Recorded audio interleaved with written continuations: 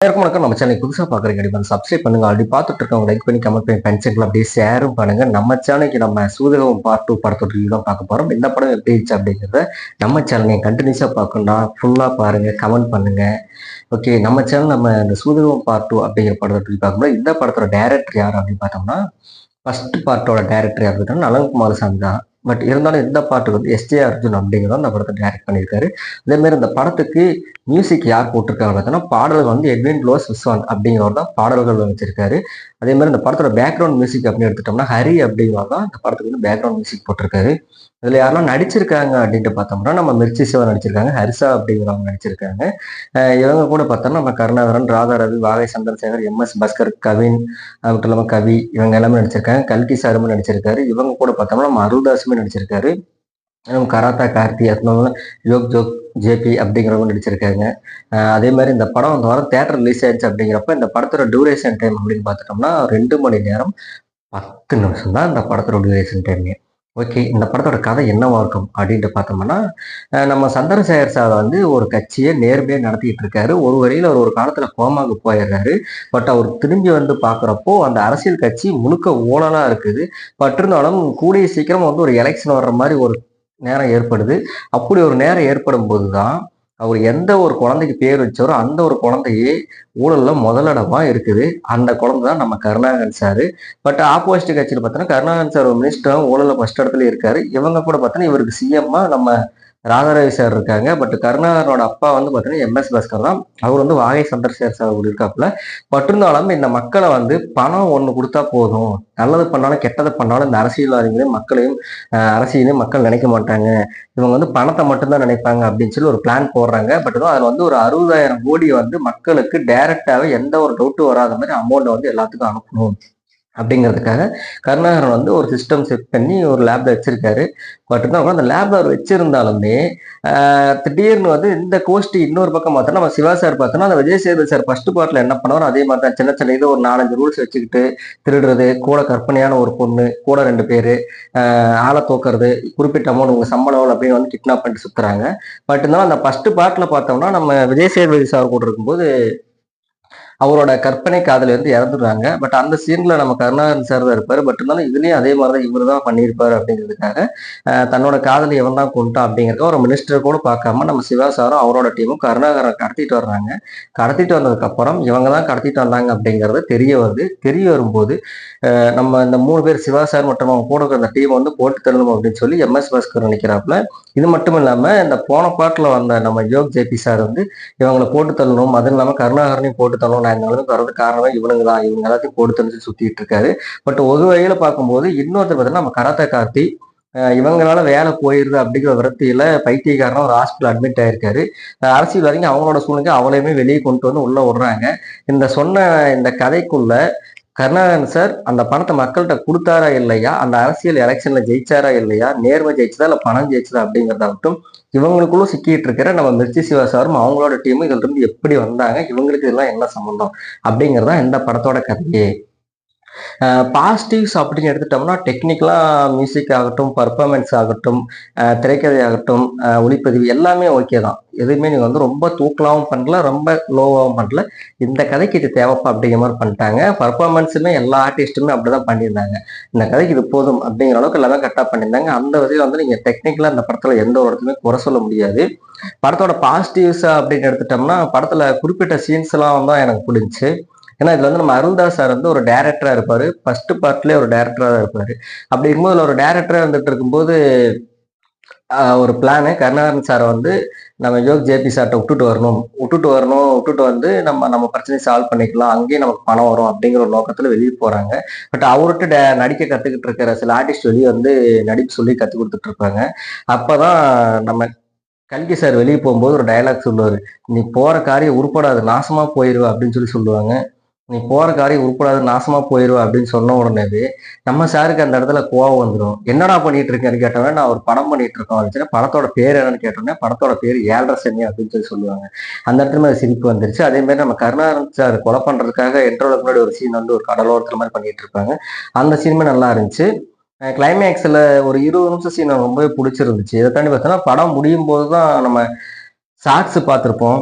நீங்க ஏன் கற்பனையிலே வாழ்றீங்க? நிஜத்துல வா பொண்ணோட கல்யாணம் பண்ணி வாழல அப்படின்னு சொல்றப்போ, நிஜத்துல வாழ்றது கற்பனை எவ்வளவோ மேல் அப்படின்னு சொல்லுவாப்புல. அந்த ஒரு டயலாக் நல்லா இருக்கும். அந்த சீன் நல்லா இருந்துச்சே தவிர, மத்தபடி படத்துல பெருசா சொல்ற அளவுக்கு ஒண்ணும் இல்ல. ஆனா அதுல நெறைய பேர் வந்து நான் நோட் பண்ணேன். பப்ளிக் ரிவ்யூஸ்லாம் பார்த்தேன். அ சிவா சார் வந்து அந்த படத்த மொக்க பண்ணிட்டாரு. இவருக்கெல்லாம் அது செட்டே ஆகல அப்படின்னு சொல்லிட்டு இருந்தாங்க. எனக்கு தெரிஞ்சு வந்து விஜய் சேதுபதி சார் அவருக்கு என்ன வருமோ அத அவர் கரெக்ட்டா பண்ணியிருந்தாரு. சிவா சாருக்கு அவருக்குன்னு ஒரு ஃபார்மட் இருக்கு. அவர் எப்படி வருமோ அந்த மாரி பண்ணிட்டாரு. பட் இருந்தாலும் நான் ஒத்துக்கிறேன். விஜய் சேதுபதி அளவுக்கு இந்த படத்த ஃபுல்லா கண்ட்ரோல் பண்ண சிவானால முடியல அப்படிங்கிறத. இன்னும் அவரு குடுத்த கேரக்டர் ஓரளவுக்கு கரெக்ட்டா பண்ணிட்டாரு. எல்லா சீன்லயுமே வந்து சிவா சார் கொஞ்சம் நடிங்க சார் அப்படிங்கிற மாரி தான் எனக்கு தோணுச்சு. இவங்கள தாண்டி பார்த்தோம்னா, நம்ம கருணாகரன் சார் நான் ஸ்க்ரீன்ல பார்த்து ரொம்ப நாள் ஆச்சோ அப்படிங்கிற மாரி தோணுச்சு. பட் இதுக்கு முன்னாடி ஒரு படம் பார்த்தேன். அதுவும் இந்த வாரம் தான் ரிலீஸ் ஆயிருக்கு. அவரோட 2 படங்களும் இந்த வாரம் ரிலீஸ் ஆயிருக்கு. மிஸ் யூன்னு சொல்லி ஒரு படம் ரிலீஸ் ஆயிருச்சு. அதுல அவருக்கு பெருசா ஒரு கேரக்டர் இல்லைனாலும் படம் ஃபுல்லாவே வந்திருந்தாரு. பட் இந்த சூதுகம் போல படமே அவரு தான் அப்படிங்கிற மாரி போயிட்டு இருந்துச்சு. பார்க்கும்போது கருணாகரன் சார் எப்படி ஒரு ஆக்டிங்கா ஓகே சார், சூப்பர் சார் அப்படிங்கிற மாரி இருந்துச்சு. நல்லா நடிச்சிருக்காரு. ஒரு பொலிட்டிஷியனா அவர் ஃபர்ஸ்ட் படத்துல ஒரு பொலிட்டிஷியனா பார்க்குறோம் அப்படின்னு நினைக்கிறேன். குடுத்த கேரக்டர் கரெக்டா பண்ணிட்டாரு. இதை தாண்டி இவங்க கூட வர்ற கவி அப்படிங்கிற ஒரு கேரக்டர், அதான் நம்ம சிவாசோட டீம் 2 பேர் இருப்பாங்க. கவின்னு ஒருத்தர் இருப்பார். அதே மாதிரி கல்கின்னு ஒருத்தர் இருப்பார். கல்கி நீங்க நிறைய படத்துல பார்த்திருக்கீங்க. காமெடி ரோல் பண்ணியிருக்காரு. 2 பேருமே படம் ஃபுல்லா வர்றாங்க. ஒரு குடுத்த கேரக்டர் கரெக்டா பண்ணிட்டு போயிட்டாங்க. அங்கங்க அந்த கல்கியோட காதை வந்து நம்ம ஜேபி சார் வந்து சுட்டுருவாரு. சுட்டதுக்கு அப்புறம் ஜேபி சார்ல கராத்தே கார்த்தி சுட்டுருவாரு. அப்போ கராத்தே கார்த்தி எதிர்பாராதமே இவங்ககிட்ட கிடைச்சிருவாப்புல. கிடைச்சதுக்கு அப்புறம் உடனே ஓடி போய் காதை கடிச்சிட்டு வருவாப்புல. அந்த ஒரு காமெடி சீன் நல்லா இருந்துச்சு. இதை தாண்டி போகும்போது இவங்கெல்லாம் காரை சுட்டுருவாங்க. கார் 4 டயருமே பஞ்சர் ஆயிருக்கும். திடீர்னு ஓடி வந்து இவங்க என்ன பண்றதுன்னு தெரியாம ஒரு கார்காரன் போயிட்டு இருப்பான். அவனை புறக்காட்டி அவன்கிட்ட போய் உங்க ஆர்சி இருக்க அட்ரஸ்க்கு நான் அமௌண்ட்லாம் அனுப்பிடுறேன். நீங்க காரை காணாம தேட வேணாம் அப்படின்ட்டு காருக்கு ஒரு அட்வான்ஸ் கொடுப்பாரு. அந்த ஒரு சினிமா ஓரளவுக்கு நல்லாவே இருந்துச்சு. இன்னும் சொல்ல போனா ஹர்ஷா அப்படிங்கிற ஹீரோயினா பண்ணியிருக்காங்க அப்படின்னு கூட ஒரு கனவு காதல நடிச்சிருக்காங்க. கிளைமேக்ஸ்ல ஒரு சீன் ஒரு ரியலாவுமே நடிச்சிருக்காங்க. ரியல் கேரக்டர்ஸ் மாதிரி அது. பட் படம் ஃபுல்லாவே அதுல சஞ்சனா என்ன பண்ணாங்களோ அதை தான் அவங்க இதுலயுமே பண்ணியிருக்காங்க. பட் அதுல அவ்வளோக்கு வந்திருக்க மாட்டாங்க. பட் இதுல படம் ஃபுல்லாவே வர்ற மாதிரி கொடுத்துருந்தாங்க. இடையில இன்ட்ரோலுக்கு முன்னாடி ஒரு 1/2 மணி நேரம் இருக்க மாட்டாங்க நினைக்கிறேன். அவங்களும் கொடுத்த கேரக்டர் கரெக்டா பண்ணிட்டாங்க.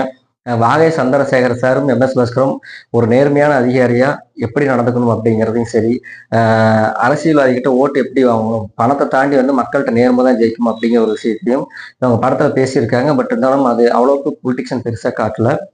ராதா ரவி சார், இன்னைக்கு அரசியல் எப்படி இருக்குது, மக்கள் எப்படி இருக்காங்க, நீங்க வந்து நல்லது பண்ணி ஜெயிக்கிறதெல்லாம் அரசியல்வாதிகளாம் முடியாது, பணம் ஒண்ணு கொடுத்தா ஜெயித்து பண்ண முடியும், அதனாலதான் நாங்களும் அந்த மாதிரி மாறிட்டு அவங்களுக்குலாம் எங்கிருந்து பணத்தை கொடுப்போம் அப்படின்னு சொல்லுவாரு. அந்த ஒரு இதுமே ராதா ரவி சார் தான் கரெக்டா கொடுத்துட்டு போயிட்டாரு. இதுல நெகட்டிவ் ரோல்ல கராத்தே கார்த்தி சாரும் யோக் ஜேபி நடிச்சிருப்பாங்க. அவங்களும் பார்த்தோம்னா ஃபர்ஸ்ட் பார்ட்ல பார்த்தோம்னா அந்த பின்னாடி டிக்கில சுட்டுருவோம். இதுல இவங்கன்னா டெரரா காட்டிட்டு இருக்காங்க. எப்படா முடியும், ஏன்னா ஜேபி சாருக்கு இந்த படத்துல பெருசா ஒரு டயலாக்ஸ் எதுவுமே இல்லை. அதே மாதிரி கராத்தே கார்த்திக்குமே பெருசா ஒரு டயலாக் இல்லை. பட் இருந்தாலும் இது என்ன பண்ணுவாங்க, அவரு பாட்டுக்கு என்னமோ அது ஒண்ணு அந்த கராத்தே கார்த்தி சார்னு ஒரு 50 பேர் பக்கம் படத்துல சுடுவாப்புல. இந்த படத்துல இதுக்கட 50 பேர் சொல்றீங்க அப்படிங்கிற மாதிரி எனக்கு தோணுச்சு. பட் இருந்தாலும் ஓகே, கரெக்டா பண்ணிட்டு போயிட்டாங்க அப்படின்னு தவிர பெருசா சொல்றதுக்கு ஒண்ணுமே இல்லை அப்படிங்கிறது தான் எனக்கு தெரிஞ்சு. மெயினா சொல்லும் பார்த்தா அந்த படத்துல அடல்ட் கண்டென்ட் அப்படின்னு சொல்ற அளவுக்கு முகம் சொல்லிக்கிற அளவுக்கு காட்சிகள் எதுவுமே இல்லை. ஓரளவுக்கு ஒர்த்தான படம் அப்படின்னு சொல்றத விட உட்காந்து 2 மணி நேரம் 10 நிமிஷம் பார்த்தேன் அப்படிங்கிறத விட இவ்வளவு நேரம் உட்காந்து இந்த படத்தை பார்க்க முடியல அப்படிங்கிறது உண்மைதான். ஏன்னா விஜய் சேதுபதி சார் அந்த படத்துல ரோல் பண்ணியிருப்பாரு. அதுவுமே இந்த படத்துல அங்கங்க வரும். இன்னும் செகண்ட் பார்ட் வர்றப்போ ஃபர்ஸ்ட் பார்ட் கனெக்ட் கொடுக்கணும் அப்படிங்கிறதுக்காக அந்த படத்தோட காட்சிகள் சில காட்சிகள்லாம் வந்து இதுல நடக்கிற மாதிரி கூட காட்டியிருப்பாங்க. அதுவும் விஜய் சேதுபதியோட காதலி இறந்துடுவாங்க. அப்போ வந்து நம்ம சிவா சார் பார்த்துட்டு ஆண்டவா அப்படின்ட்டு மேலே பார்த்துட்டு அழுவாரு. அந்த சீனை கிரீன் மேட் யூஸ் பண்ணியிருக்காங்க அப்படிங்கிறது படம் பார்க்கும்போது நம்மளுக்கே தெரிஞ்சிச்சு. அதில் மெயின் ஒரு காமெடி பார்த்தோம்னா நம்ம அருள்தாஸ் சார் நான் சொல்ல மிஸ் பண்ணிட்டேன். ஒரு டைரக்டரா இருப்பாரு. ஒரு படம் பார்த்துட்டு வந்து என்ன அடிக்கிறாங்க அப்படின்னு சொல்லுவாரு. நீ படம் பண்ணியா, நீ டைரக்ட் பண்ணியா அப்படின்னு சிவா சார் கேட்பாரு. இல்லப்பா, 8 வருஷத்துக்கு முன்னாடி பண்ண படம்ப்பா, அதுக்குதான் இப்ப வந்து அடிக்கிறாங்க அடிச்சுன்னா அவன் இப்ப பெரிய ஆள் ஆயிட்டே அடிச்சு பாபி சிங்காவை சொல்றேன். அந்த ஒரு சினிமா நல்லா இருந்துச்சு. இன்னும் சொல்ல போனா அருள்தாஸ் சார் கூட ஓரளவுக்கு காமெடி ஒர்க் அவுட் பண்ணியிருக்காரு படத்துல. அதுவுமே ஓகேவா இருந்துச்சு. தேர்ட் சொல்லணும்னா ஒரு ஸ்னீக் பீப்புள் ஒரு சீன் வந்துருந்துச்சு. அந்த ஒரு பொண்ணை கடத்தி வச்சிருப்பாங்க. சரக்கு ஒரு புல் கொண்டு வாங்க அப்படின்னு சொல்லுவாங்க. அந்த சீன் படத்துல இல்லை. மெயினா சொல்லணும் அப்படின்னு நினைச்சிட்டோம்னா ஒரு படமா பார்க்கும்போது ஓகே பெருசா சொல்றதுக்கு ஒன்றும் இல்லை. ஃபர்ஸ்ட் பார்ட்டை கம்பேர் பண்ணும்போது செகண்ட் பார்ட் வேணாம், அவ்வளோக்கு ஒர்த்து இல்லை அப்படிங்கிறது எனக்கு படம் பார்க்கும்போது தோணுச்சு. இன்னமும் சொல்றேன், என்ன அதெல்லாம் சொல்லிட்டேன். படம்னு வந்துட்டு ஃபர்ஸ்ட் பார்ட்டோட நிப்பாட்டிருங்கப்பா. ஏன்ப்பா செகண்ட் பார்ட்னு சொல்லி என்னமோ டைட்டில் கிடைக்கிற மாதிரி போட்டு செகண்ட் பார்ட்னு எடுத்து ஃபர்ஸ்ட் படத்தோட ஒரு பேரையே கெடுக்குறீங்க அப்படிங்கிற மாதிரி தான். இந்தியன் 2 இப்படி நிறைய படம் பேரை சொல்லலாம். ஸோ செகண்ட் பார்ட் அப்படிங்கிறது வேணாம். அது தமிழ் சினிமான்னு இல்லை, தெலுங்கு சினிமான்னு இல்லை, எல்லாம் ஒர்த்து இல்லாமல் போயிட்டு இருக்குது. ஏன்னா இவங்க பண்ற அந்த 2வது பாட்டுங்கிற பண்ற அந்த அட்டூழியத்துக்கு ஓரளவு ஹைப்பேஷன் அதிகமாகுது. பட் அது படத்துல இருக்க மாட்டேங்குது அப்படிங்கிறது என்னோட வருத்தமா இருக்குது. ஸோ நான் சொன்னதுல ஏதாச்சும் தப்பு இருந்துச்சாலும் சரி இருந்துச்சாலும் கீழே கமெண்ட்ல பதிவு பண்ணுங்க. மீண்டும் அடுத்த வீடியோவில் சந்திக்கும் வரை அனைவரும் விடைபெறுகிறேன். நன்றி.